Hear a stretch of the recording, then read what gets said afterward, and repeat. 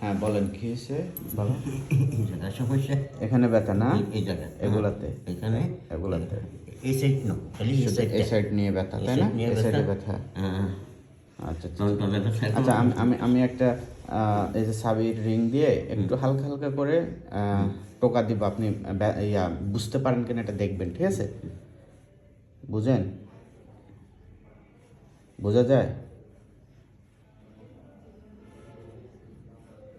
বোধ কম নাকি? একেবারে বোধ কম। এদিক দিয়া বোঝা যায়? বোঝা যায়? এদিক দিয়ে বোধ কম তাই না? হ্যাঁ। আপনার ডায়াবেটিস আছে? আছে। কত বছর ধরে ডায়াবেটিস? ডায়াবেটিস ধরা গেছে 3 মাস ধরে। 3 মাস ধরে তাই না?